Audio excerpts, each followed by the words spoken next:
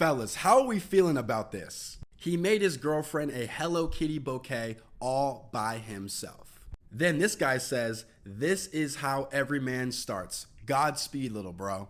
Number one, I hope this guy right here can stay in this mode for as long as he can. My goal for him is to find a girl who really appreciates this and stays with him for life. Because men, we are the real romantics. Women receive romance, we give romance. And here's what happened to almost every guy watching this. We gave romance over and over and over to the wrong girl, and basically women beat romance out of us to the point where it's like, yo, y'all ain't worth it. Because every guy watching this right now has a villain story where they did something so beautiful, so nice for a girl, just for her to hook up with the football player or the other guy. And you're like, wait a minute, I did all this for you and you did that to me? Like I said, hopefully he can stay this way for as long as he can, and hopefully a girl doesn't beat the romance out of him. He's right 100%. Every boy must go through it, and I call it a learning phase. At that point, a boy will learn how to take care of a woman, and what women really want in a relationship, besides giving them flowers and telling them I love you so much, because they'll start demanding some things and these young boys cannot provide to them, So what do you think will happen?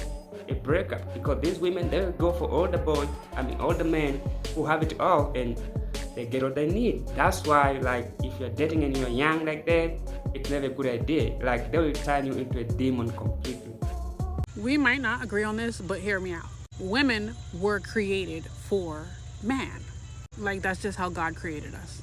It is our job to make sure that our man, our husband, is fed. His clothes are clean. The house is clean, especially if you have a man that provides. Men are the providers. Men are the protectors. Women are supporters. We nurture. Man provides the house. The woman makes it a home.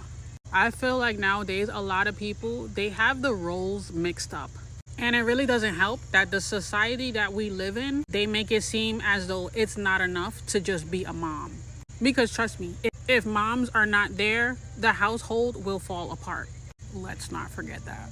It is very sad to see most women in the West, they've been sold that lie that to be a stay-at-home wife, it's a bare minimum. You just need to go out there, get that money and do what you gotta do.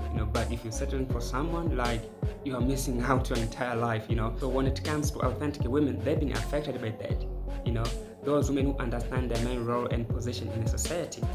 Men, they don't trust them, because the way men are viewing marriages and relationships nowadays, it's in a different angle, so they need a guarantee hey, if I'm going in, then I have some type of protection, or maybe what I'm going to get in there, not like before. Men have to provide. Nowadays it's been changed.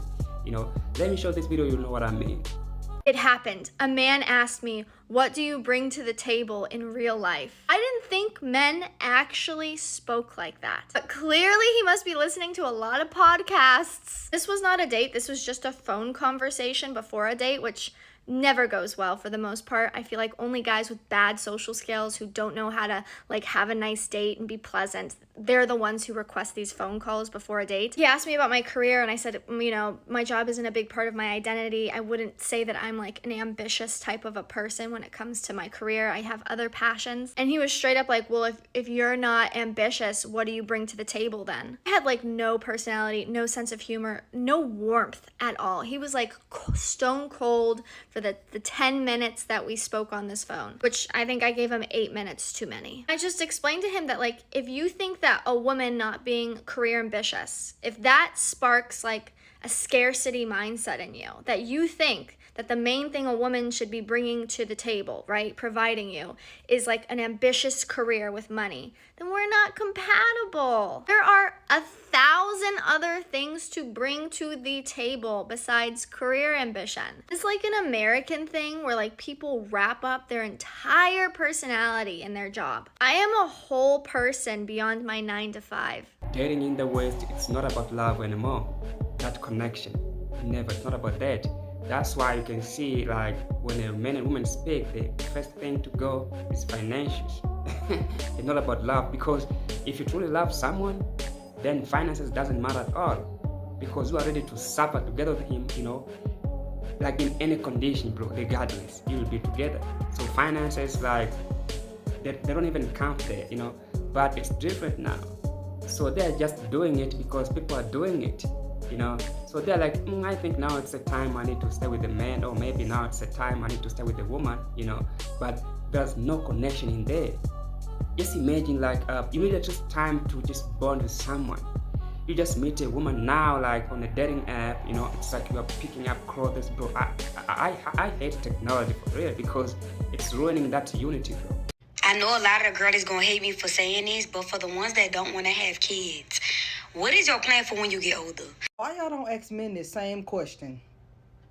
Every time somebody is asking this question, it is always directed at women. And why are y'all so focused on what somebody is going to do towards the ending of their life? Y'all completely skip over pregnancy. Y'all completely skip over childbirth and having to raise and finance this child or children. Y'all skip over real life situations that happen in between you needing that long-term care. Some of y'all frame these questions as if having kids is as easy as putting a quarter in a gumball machine. When these hypothetical questions and situations get brought up, sometimes I feel like y'all just want to have conversations for the internet and y'all are not factoring in what's going on in real life. Both my mom and my grandmother take care of my grandfather. Keep in mind, my mother has other siblings, but my mom does most to all of the work when it comes to making sure that he's taken care of. He can't do anything for himself. He does have caretakers alongside my mom and my grandma. My grandmother is in her 80s. My mom has struggles with her own health. It is a lot. And I feel like y'all act like it's not a lot. I have watched the both of them stress themselves out for years simply to ensure that he is getting the care that he needs. It's one thing for caretaking to be your job. It's another thing when you are just taking care of somebody you care about. You make so many sacrifices and it's difficult. And this is not me saying who needs to be taken care of who. Should it be a caretaker? Should it be your spouse? Should it be your child? That's not me saying that. I'm not even entertaining that. What I'm telling y'all is that it's difficult, is that it's complicated, that it's not as easy as y'all try to frame it when y'all ask questions like this. And why are y'all's children the only caretaking options? Actually, what if your kids don't even like you? Or even if they do like you, what if they just don't want to take care of you because of whatever reason? It is very possible that you have kids, whether you have 1, 5, or 12, and they don't want to take care of you when you get older. That is a real possibility. Your children are not your servants, and you should not have kids thinking that at some point in their life, they're going to owe you something. In conclusion, leave the women who don't want to have kids alone. Stop asking bullshit hypothetical questions, especially when y'all are not asking men in the same position the same questions. You should not have kids with the intention of them turning into your caretakers once you can't wipe your ass no more. And not to say that this young lady did it, but I just need people in general to stop undermining the work that really comes with being a caretaker. Stop throwing that onto your children who may or may not exist yet because it is not their job.